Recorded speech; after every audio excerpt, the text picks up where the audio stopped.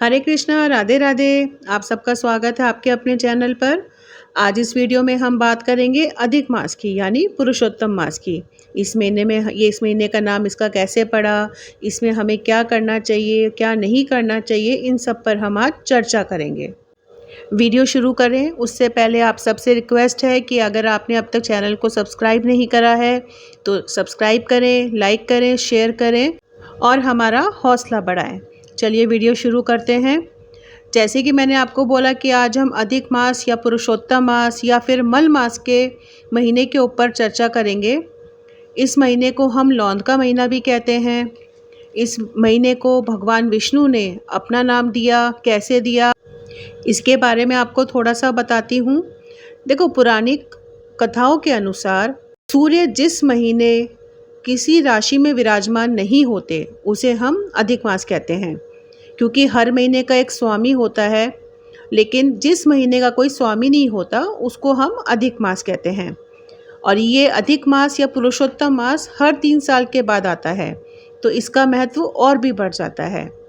अब बताती हूँ कि इसका नाम पुरुषोत्तम मास कैसे पड़ा। इसका पहले नाम मलमास था। आज भी बहुत जगह बहुत से लोग इसको मलमास ही कहते हैं। तो जैसे मैंने आपको बताया कि हर महीने का एक स्वामी होता है, लेकिन मलमास का कोई स्वामी नहीं होता, तो इससे मलमास को बहुत चिंता हुई। और जब उसे चिंता हुई तो वो भगवान विष्णु की शरण में गए और भगवान विष्णु से बहुत ही करुणामयी दुखी होकर शब्दों में प्रभु से कहा कि प्रभु आप मेरी लाज बचाएं। मेरा कोई अस्तित्व ही नहीं है, मेरा कोई नाम भी नहीं है, मेरा नाम ऐसा मलमास पड़ा हुआ है जिससे सबने त्याग दिया है, मेरा कोई स्वामी भी नहीं है। तो वो बेचारा बड़ा दुखी होकर भगवान से विनती करने लगा। तो हमारे भगवान विष्णु मुस्कुराए, क्योंकि वो तो है ही भक्तवत्सल, अपने भक्तों पे सदैव कृपा करते हैं। तो वो मलमास को लेकर श्री कृष्ण के लोक में गए। वहाँ जाकर जब श्री कृष्ण जी को सारी बातें पता चली तो श्री कृष्ण जी बोले कि आप लोग मेरे लोक में आए हो तो इसमें कोई संताप नहीं करता, यानी मेरे लोक में आकर कोई भी दुखी नहीं होता, सब प्रसन्न रहते हैं। तो अब आप मेरे लोक में आ गए हो तो चिंता ना करें, सब ठीक होगा। पुरुषोत्तम श्री कृष्ण ने ऐसा उन्हें आज मलमास को आशीष दिया। उन्होंने कहा कि मेरी ख्याति ऐसी है कि लोग मुझे पुरुषोत्तम के नाम से पूछते हैं, तो हे मलमास, मैं तुम्हें भी अपना नाम आज से देता हूँ। तुम्हें पुरुषोत्तम के नाम से पुकारा लग जाएगा। जो लोग तुम्हारे मास में पूजा पाठ, दान, साधना, धर्म, कर्म के काम करेंगे, उन्हें मेरी श्री विष्णु जी की कृपा प्राप्त होगी। तो इस तरह से मल मास का नाम पुरुषोत्तम मास पड़ा। जैसे कि मैंने आपको बताया कि अधिक मास 3 साल में आता है, इसलिए इसका महत्व और भी बढ़ जाता है। अब हम बात करेंगे कि हम इस महीने में क्या कर सकते हैं, क्या नहीं, जिससे कि हमें अनंत गुना का फल मिले। अब आप सब जानते ही हैं कि इस टाइम अधिक मास लगा हुआ है, पुरुषोत्तम महीना चल रहा है, तो भक्तजन इस महीने में पूरी कोशिश करते हैं कि अपना लोक और परलोक सुधार ले। यह महीना हर इंसान के लिए तन मन से पवित्र होने का होता है, अपने आप को भगवान को समर्पित कर देने का होता है। तो अब हम इस बारे में बात करते हैं कि हमें क्या करना है, क्या नहीं। देखो, इस मास में शुभ काम जैसे शादी ब्याह ये सब नहीं होते। जैसे कि चातुर्मास में मनाही होती है, वैसे ही इस महीने में भी शुभ काम नहीं होते। लेकिन ऐसा नहीं है कि इस मास में आप कोई अनुष्ठान नहीं कर सकते। पुरुषोत्तम मास भक्ति के लिए होता है। आप चाहे किसी भी प्रभु की भक्ति करें, आपकी भक्ति चौगुना फल देती है। साधक को अनंत फल की प्राप्ति होती है। ऐसे में आप क्या कर सकते हैं, आप किसी पुराण का अध्ययन कर सकते हैं, जैसे कि शिव पुराण हो गई, रामायण हो गई, भागवत कथा हो गई, या फिर गायत्री का पाठ भी कर सकते हैं। गायत्री का पाठ अनंत गुना फल प्रदान करता है साधक को, और मन को शांति मिलती है और साधक के सारे काम निर्विघ्न संपन्न होते हैं। आप चाहें तो किसी भी प्रभु मंत्र का जाप कर सकते हैं। जितना कर सकते हैं उतना करें, आपके लिए बहुत ही उत्तम होगा। आप भगवान श्री विष्णु के महामंत्र ओम नमो भगवते वासुदेवाय का जाप कर सकते हैं। 1 माला, 2 माला, जितना आपसे बन पड़े, ज़्यादा से ज़्यादा आप उस मंत्र का जाप कर सकते हैं। देखो, व्यक्ति को इस महीने में कोशिश करनी चाहिए कि हम धर्म, पुण्य के कार्य ज़्यादा से ज़्यादा करें। जप, तप, दान से असीम पुण्य प्राप्त होता है। इसमें आप कुछ नियम भी ले सकते हैं, उन्हीं के बारे में बताती हूँ आपको। आप पूरे महीने सूर्योदय से पहले उठकर स्नान और पूजा पाठ का नियम ले सकते हैं।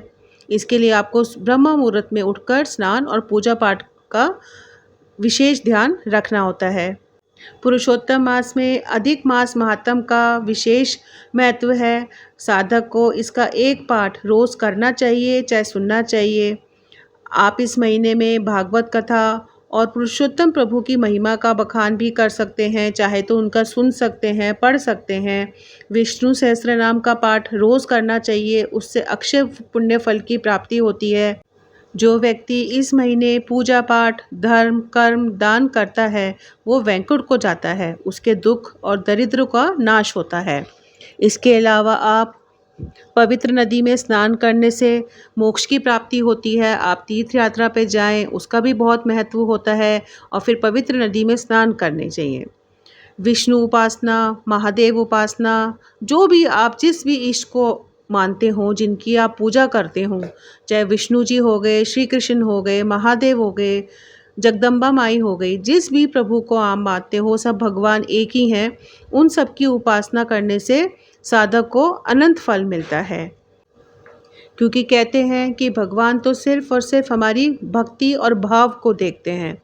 उन्हें इस चीज़ से कोई फ़र्क नहीं पड़ता कि हम कैसे पूजा कर रहे हैं, कितनी पूजा कर रहे हैं। बस हमारे भाव सच्चे होने चाहिए। चाहे हम 5 मिनट के लिए भी पूजा करें, लेकिन वो सच्चे मन से और सच्ची श्रद्धा के साथ होनी चाहिए। चलिए नेक्स्ट नियम की बात करती हूँ। इसमें आप एक टाइम भोजन करने का नियम ले सकते हैं। इसे अधिक मास व्रत कहते हैं। तो ये आप पूरे पुरुषोत्तम मास पूरे दिन, पूरे महीने एक टाइम भोजन करेंगे। आप जिस टाइम भी आपको कन्वीनियंट लगे, उसके अकॉर्डिंग आप एक टाइम भोजन का नियम ले सकते हैं। लेकिन अगर साधक इस तरह से रोज़ नहीं कर सकते, तो कम से कम कोशिश करें कि विशेष तिथि जैसे एकादशी और पूर्णिमा, इनका व्रत ज़रूर करें। इनका व्रत करने से अनंत गुना फल की प्राप्ति होती है। जो लोग पूरे साल एकादशी का व्रत नहीं कर पाते, लेकिन अधिक मास या पुरुषोत्तम मास की 2 एकादशियों का व्रत भी कर लेते हैं, उनका नियम से पूजा पाठ कर लेते हैं, तो उनको पूरे साल की एकादशियों के बराबर का फल प्राप्त होता है। इस महीने में दान का भी बहुत महत्व है, जैसे मैंने अभी आपको बताया। तो अपनी सामर्थ्य के अनुसार दान अवश्य करें। जितना आपसे बन पड़े, जैसा आपको बन पड़े, चाहे किसी ब्राह्मण को, चाहे किसी गरीब ज़रूरतमंद को, चाहे किसी को भी, जिसके लिए आप आराम से कर सकते हैं, उसके लिए ज़रूर करें। जितना आप करेंगे, उससे चुगना होकर वो फल आपको वापस मिलेगा। आप भगवान सूर्य की पूजा का नियम ले सकते हैं कि सुबह जल्दी उठकर स्नान आदि से निवृत्त होकर आप सूर्य देव को जल चढ़ाएंगे। और जल में आपको अक्षत, रोली, चावल, मीठा, ये सब मिलाकर, गंगा जल मिलाकर, ये सब सूर्य देव को अर्पित करना चाहिए। इससे एक तो हमारी सूर्य देव के प्रति पूजा भी होती है, और अगर साधक की कुंडली में कोई सूर्य नीच का हो या उससे जुड़ी कोई और परेशानी हो, तो उसका भी निवारण होता है। अगला नियम आप वृक्षारोपण का ले सकते हैं। जितना हो सके पेड़ लगाएं, उनकी पूजा करें, उनकी देखभाल करें, ज़्यादा से ज़्यादा वृक्ष उगाएं। अगला नियम ज़मीन पर सोने का है कि साधक अधिक मास या पुरुषोत्तम मास में ज़मीन पर शयन करेंगे, बिस्तर का उपयोग नहीं करेंगे। इसका भी नियम लिया जा सकता है। देखो, जो ये पुरुषोत्तम मास का महीना होता है, इसमें अगर व्यक्ति धर्म, कर्म, दान, पुण्य, पूजा पाठ, तपस्या या किसी भी मंत्र का जाप कुछ भी करता है, तो उसको मोक्ष की प्राप्ति होती है, उसके पापों का नाश होता है। अगला नियम जो आप ले सकते हैं वो है शालिग्राम पूजा का, कि उन्हें आप शालिग्राम को स्थापित करें, उनका पूजन करें, उससे भी बहुत अच्छा फल मिलता है। अगला नियम है गौ सेवा का। चाहे आप गोदान करें, चाहे गौ माता को चारा डालें, चींटियों को आटा डालें, मछलियों को दाना डालें या ब्राह्मण सेवा भी करें। ये छोटे-छोटे काम होते हैं, साधक अपनी सुविधा के अनुसार इन सबको कर सकता है, अपने सामर्थ्य के अनुसार इन सबको कर सकता है और इन सबको करने से अनंत गुना फल की प्राप्ति होती है। तो ये नियम आप चाहें तो जो आपको ठीक लगे आप ले सकते हैं और पूरा पुरुषोत्तम मास में कर सकते हैं। अगला नियम है तुलसी में दीपदान करने का, कि आप सुबह शाम तुलसी में दीप जलाएं, दीप प्रज्वलित करें। लेकिन इस चीज़ का ध्यान रखें कि संडे को तुलसी जी में ना तो जल अर्पित करते हैं, ना ही दीपदान करते हैं। अगला नियम आप परिक्रमा का ले सकते हैं, चाहे आप तुलसी परिक्रमा लें, चाहे श्री हरि की परिक्रमा का लें। तो जो भी करें मन से और अच्छे भाव से करें। चलिए अब बात करते हैं पुरुषोत्तम मास में दीपदान की। देखो, पुरुषोत्तम मास में दीपदान का बहुत महत्व माना जाता है। इस मास में हमें दीपदान ज़रूर करना चाहिए। पुरुषोत्तम मास में आप किसी भी मंदिर में जाकर दीपदान कर सकते हैं। उसके लिए आपको गाय के घी का उपयोग करना चाहिए और यदि आप ये काम पूरा महीना कर दें तो व्यक्ति को बड़े पुण्य का फल मिलता है। आप जिस भी इष्ट से जुड़े हों, किसी भी भगवान को मानते हों, उनके सामने दीपदान ज़रूर करें। इस मास में जो साधक पंचदीप अर्पण करता है, पंचदीप में आप मंदिर में भी कर सकते हैं, वृक्ष के सामने भी जला सकते हैं जोत को आप, जैसे बरगद का पेड़ हो गया, बेल का पेड़ हो गया, पीपल का पेड़ हो गया, तुलसी जी हो गई, इन सब जगहों पर भी आप दीपदान कर सकते हैं।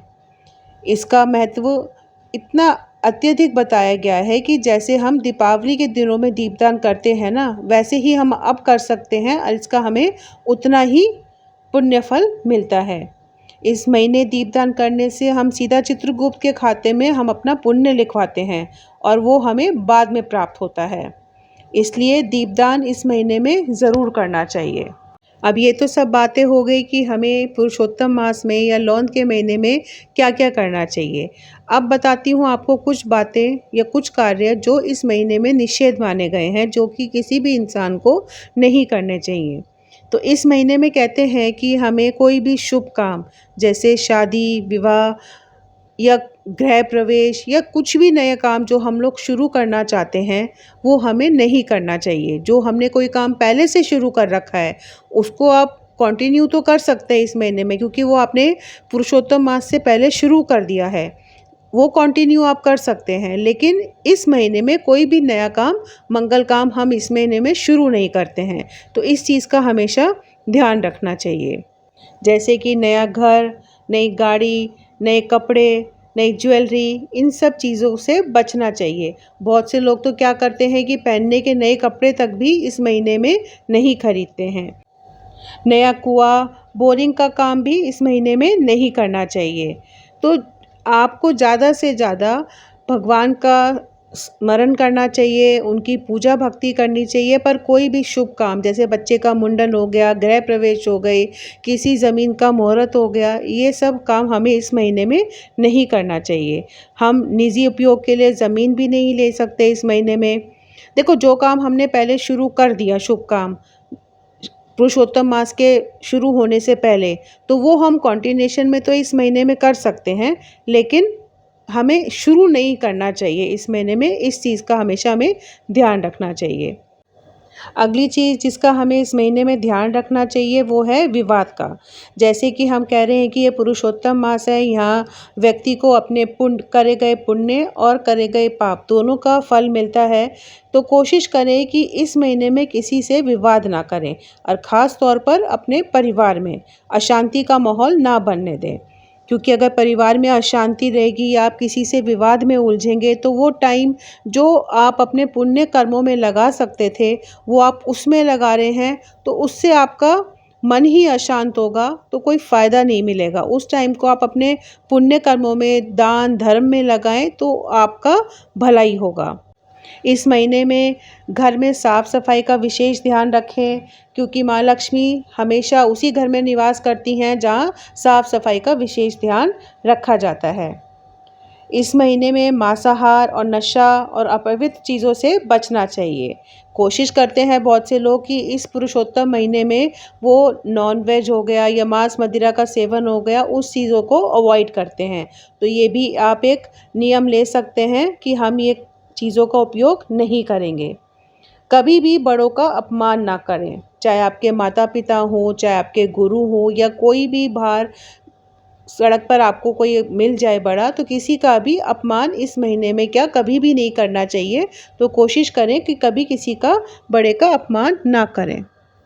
आशा करती हूँ कि इस वीडियो में जितनी भी जानकारी मैंने देने की कोशिश करी है, वो आप सबके लिए उपयोगी होगी। तो कोशिश करें कि इस पुरुषोत्तम मास का आप सब पूरा फ़ायदा उठाएँ।